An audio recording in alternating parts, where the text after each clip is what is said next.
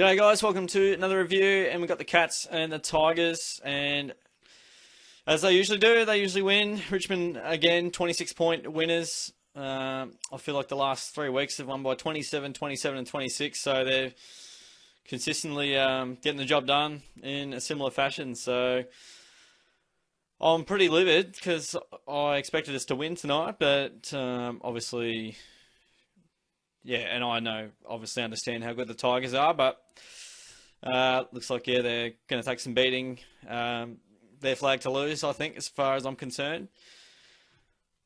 Yeah, so if we look at the game here, obviously the Tigers, obviously got the first goal on the board. We didn't get one for quite some time. They're pretty good. They're going to be tough to beat. Come the pointy end of the season, they've pretty much solidified top 4, so they'll get 2 goes at it. And good luck to whoever plays Richmond.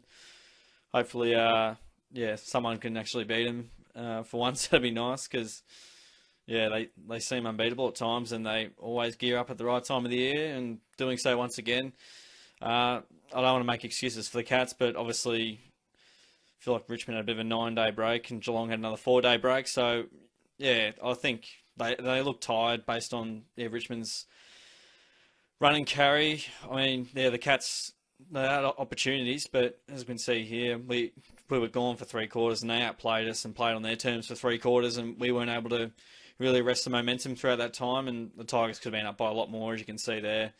They missed a lot of chances, so they could have been much further in front. 1 goal, 8 in the third term, and then, 2 goals, 2 in the final. Geelong, obviously, they chipped back a little bit late, and they were never going to go down without a bit of a fight, and that was good to see. But Richmond, too good. We were good inside the contest, but everything I think Geelong did, Richmond were just more efficient in. They had that. We didn't kick it down to our forwards very well. So many marks behind the ball at ground level. It's just Richmond always on the ground ball. We're normally pretty good at that. Richmond's pressure is amazing, as it always is. So, yeah, for Richmond fans, it's just more of what they know and what we've come to expect over the years. And Geelong weren't able to deal with it. And, not many teams are able to deal with it. So, it was hard to watch, that the ball movement from end to end, super quick. Our players literally couldn't go with them. And midfield, whilst got some okay numbers, probably, didn't really win over the night. As the scoreboard shows, there's one final result that matters, and that's whatever's on the scoreboard. So you can do whatever you like up until that, but the scoreboard ultimately no real secret there, but it's going to determine the result. And we just weren't good enough with the ball, and we fumbled, and we probably flicked around by handball a bit too much, and just tried to be a bit too cute. When we went direct, the Cats obviously looked good. We had a lot of kicks, obviously, early on, leading up to goal number 1.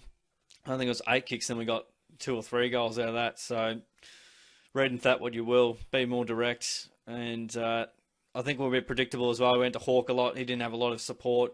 Grimes and, obviously, Vlosten and these guys, just had a field day. Jarvis obviously playing his first game.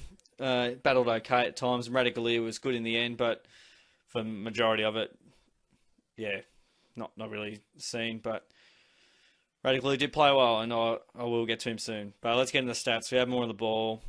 Inside 50s, the Tigers had that. But when the Tigers go inside 50, they look so dangerous every time they go inside 50. And they were able to get runs and jumps at it, and Rewalt and Lynch were, had it on a string at times up forward. The ball delivery they have and the poise they have, just said it all.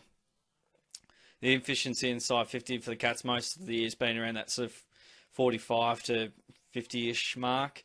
30% tonight, and that's a credit to Richmond's defence. They were able to run it out at will constantly. They're really good with their hands, and then they're out, and They get the overlap run, and then once they do that, then there's another player on, and they move it forward like madmen, and they find a way. And when they went inside 50, they were able to score 20% more of the time than we were. I think with that stat alone, it's no coincidence they win.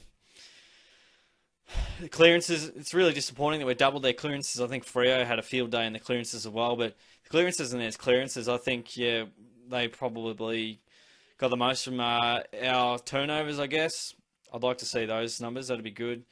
Stoppage clearances, centre clearances too, 10 to 2, but we just stuffed around with it by hands. Like, just get it inside 50 and try and get one-on-ones. But Richmond, so often over the night, they had, players back. The Ruckman, dropped back as well. Solo dropped back, and Nankervis dropped back. Grimes and Floston, they all did their job pretty well, and Hawks certainly had a tough night on Bolt Up. Won the contested possession count. We normally win that. Went down tonight. Obviously, yeah, more turnovers. I think we were a bit riskier at times and probably didn't play the way we've normally played. And that disappoints me as well. So many marks, but just when you lose and you get those numbers, it means you've just mucked around with it, kicked sideways, and never really done anything with it.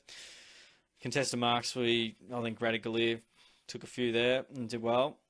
And 4 goals, 7. So, yeah, not a brilliant scoreline, and the Tigers probably win by 10 goals with that in mind. A low tackling game, it didn't feel like it, but the pressure was certainly up, and it was pretty crazy. The Tigers had plenty of run and dash as well, exemplified by all those bounces. We'll move on to the players.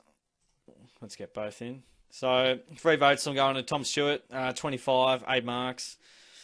Even got a clearance in there and a goal assist, so not bad. 500 metres gain. I thought, yeah, he tried really hard down back, and look, he was really solid and did really well, I thought.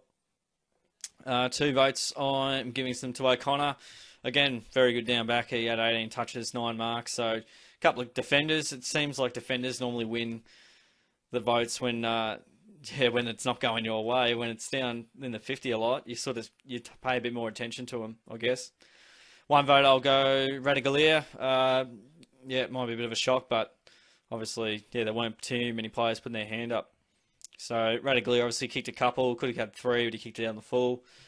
15 touches, took 7 marks, and a couple of clearances in there as well. So he battled okay in the ruck, and he wasn't perfect, and obviously Nankervis and these other guys are able to intercept marks, but at least, yeah, he gave it a red-hot crack, and it's one of the best games for the club. So he's kicked 3 goals in 9 games, he's kicked 2 goals in 1 game there, so happy with that.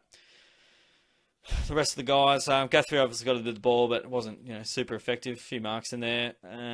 Blitzars was handy over the course of the night. He sort of took it on. A few hit-outs, played a bit of ruck. Mentioned O'Connor. Atkins wasn't too bad. Plenty of handballs in there. And Duncan was a little bit quiet on his lofty standards, and I feel like a lot of players were, really. Menegola was quiet from his lofty standards. He was working bloody hard, but he just wasn't getting the ball, unfortunately.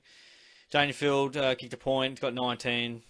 Yeah, he wouldn't be too happy with his performance based off that. A few clearances in there, but not enough to get a vote. Tui was quiet. I didn't really see him with too much of the ball.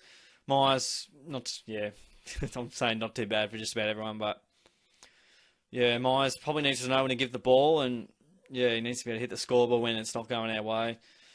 Not many players could find a way though. Fogarty had a bit of the ball, but didn't really hurt the opposition too much. Dalhouse likewise. Kolajasny wasn't too bad down back. Parfit was okay, but again, he's slow. He just needs to move the ball sometimes.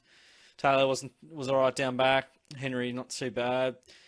Buse tried a bit of run and carry. He was alright, I think. Hawkins, obviously, yeah, he kicked 1 goal and it was well held, but obviously didn't get great supply either. So Henderson tried down back. Jarvis, he took a nice mark and a couple of nice things, but yeah, I mean, when Grimes and these guys, Floston, are taking big marks, you're looking at Jarvis and Radagalier and going, what are you doing, guys? What's happening here? Close kicked a goal, but didn't do much else other than that. So, what does it mean? It means Geelong, well, they're fighting for top 4 spot now. Yeah, pretty livid, but so we're at 4th now. We'll obviously want to win against the Swans next week. The Eagles have North Melbourne, so you can put that in the book. The Tigers have the Crows, so something crazy would have to happen there. I think, yeah, they should win that one pretty well. And Brisbane they've got Sydney, so yeah, it's going to be tough. Cats need to beat the Swans next week. That's weird how we've both got Sydney coming up. I suppose, yeah, because we've just played then. That makes sense. That makes sense. I'm less optimistic for finals. I will put it that way. I I really thought we were going to win tonight and win reasonably okay, but yeah, going back on last year's final, I suppose we were up by 21 at half time, played some really good football, beating the Eagles, and then I thought Richmond then were at the peak of their powers, and for us to be that far in front at half time without Tom Hawkins, Mitch Duncan in the side, I thought Richmond aren't that good now, and we're better than what we were then. So, and we've been playing complete football where Richmond have been playing a bit scrappy, but getting the job done. It doesn't matter. But look, I just want the Cats to be able to sort it out for finals and win in finals, because there's been times where the Cats have won these games and then lost them in the finals. So hopefully we can finally get one going our way where we lost in the home and away, but we can make up for it in finals. I don't know how it will go for the players, whether they'll have this game in the back of their mind, the prelim final in the back of their mind, when I imagine we will face them at some stage in the finals. But yeah, it puts a bit of pressure on next week. We have to win. Tigers will solidify a top 4 spot just by winning this game by default, unless they somehow lose to the Crows, which, yeah, is about 1,000,000 to 1 to happen. So, yeah, a bit less optimistic, guys, because like this is a game, we obviously lost by 26, but should have lost by 10 goals probably if the Tigers kicked a bit straighter. But yeah, it was our biggest challenge for the year and we failed it. So hopefully we can address it in finals. We can't do much about this now.